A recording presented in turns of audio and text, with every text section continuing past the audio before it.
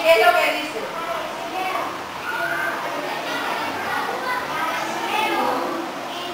Simón el Gobito, muy bien, Michelle.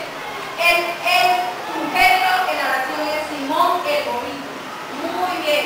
Y todos los demás pueden hacer ese trabajo excelentemente. Miren que hay más oportunidades, hay 9 oraciones más. ¿Quién es allí el sujeto? Era de chocolate la casa. No tiene sujeto. Dice que no tiene sujeto. Vamos a volver a leer. Era de chocolate la casa. Camilo me dijo que no tenía sujeto. ¿Por qué crees que esa oración no tiene sujeto? O ahora cambiaste de parecer y dices que sí tiene. ¿Tiene o no tiene sujeto? ¿Tiene o no tiene, Camilo? No tiene. ¿Por qué? Léela para que veas. Era de chocolate la casa. ¿De quién están hablando? Pregúntate tú mismo, ¿de quién hablan? ¿De quién hablan? De la casa. Entonces, ¿tiene sujeto sí o no? ¿Tiene sí o no, Camilo? ¿Cuál es el sujeto? Entonces, viste, cuando tú te preguntas de quién se habla en la oración, tú puedes identificar fácilmente quién es el sujeto. ¿Te habías hecho esa pregunta? No, ¿verdad? ¿O sí? Por eso fue que dice que no tenía. ¿De qué palabra vamos a subrayar? La casa. Él dice que sin el verbo la oración está completa. ¿Quién está de acuerdo o quién no? A ver. ¿Quién está de acuerdo con él? Está completa. O sea que tú estás de acuerdo con lo que él dice. ¿Qué es lo que dice? ¿Qué dice él? Repítele que ella no te escuchó. Repítele. Que sin el verbo la oración no está completa. ¿Estás de acuerdo? No, sí. Sí, ¿por qué? Porque sin el verbo la oración no está completa. Ajá, pero ¿por qué? ¿Qué pasaría si no está el verbo? A ver. No, la oración no puede estar completa si no tiene el verbo. Si no tiene el verbo. ¿Y qué pasa si no tiene el verbo? ¿Cómo se siente? ¿Cómo se escucha? No fuera una oración. Está incompleta. Está de incompleto. ¿Cómo se escucha entonces? Si aquí dice ejercicios hace Andrea, y yo digo ejercicios Andrea, no está completa. ¿Cómo se escucha? Mal, ¿pero por qué?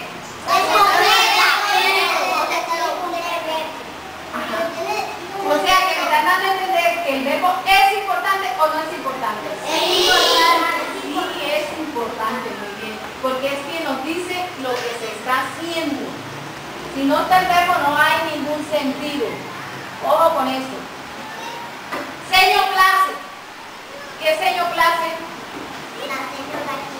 La seño da clase, la seño explica la clase.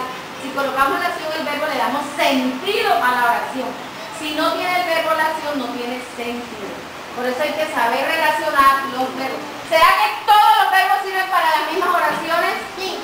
¿O para una oración? No. ¿Todos los verbos se pueden colocar en una oración? No. ¿Por qué?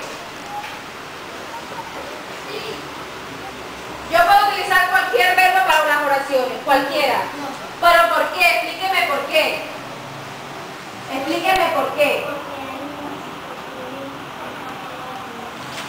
¿Ah? ¿Tienes la idea? Dila.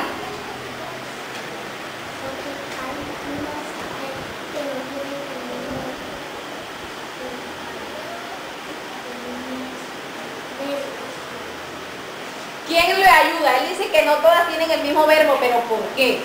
¿Será que si yo aplico aquí ejercicios ama Andrea? No. ¿Ejercicios pelea Andrea? No.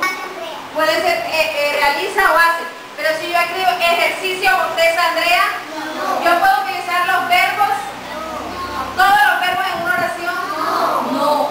¿Por qué? Dependiendo de la oración es el que se colocan los verbos. Mucho cuidado con eso, mucho cuidado. Ya después que ustedes subrayaron allí la acción, ustedes ahora vamos a trabajar solitos en hazlo como los mejores, que es el ejercicio número 20. Van al ejercicio 20, por favor.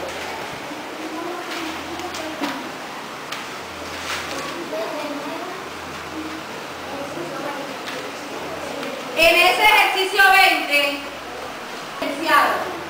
Ustedes van a hacer oraciones con los verbos que les están dando en los dibujitos. ¿Están viendo los verbos que aparecen con los dibujitos? Sí. Yogeni, dime por lo menos 2 verbos que están en los dibujitos. A ver, dímelo. Correr, talar. ¿Ustedes saben qué es talar? ¿Quién sabe qué es talar? ¿Qué pasa cuando no conocemos una palabra? Preguntamos al profesor, o si tengo un diccionario, lo busco en el diccionario. Talar es cortar. Se utiliza mucho para decir, hoy vamos a talar los árboles. Vamos a cortarlos. Excelente. Hoy vamos a cortar los árboles. Muy bien. Muy bien. ¿Qué van a hacer ustedes? Van a hacer solitos oraciones en donde utilicen esos verbos que están allí o acciones. Ojo, van a ser oraciones. Pero esas oraciones van a ser invertidas. Para que a ustedes se les haga más fácil el trabajo, miren cómo la vamos a hacer. Miren.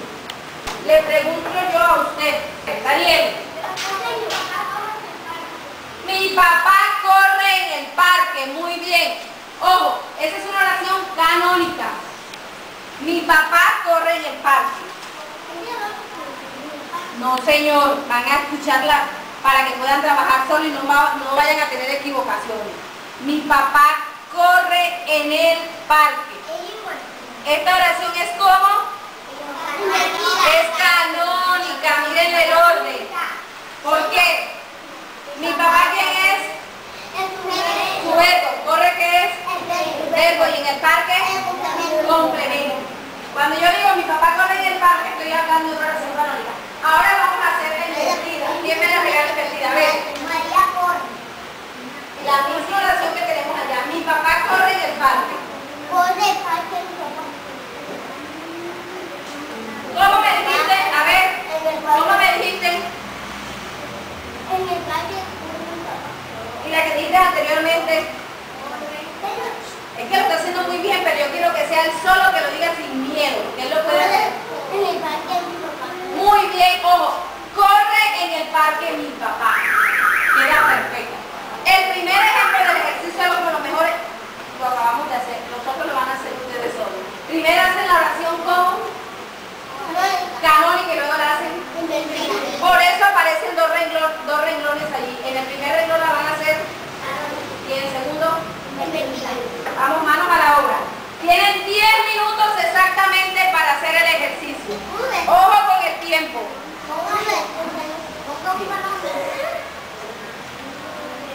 Ojo que tienen que estar pilas con el tiempo. Aquí cada quien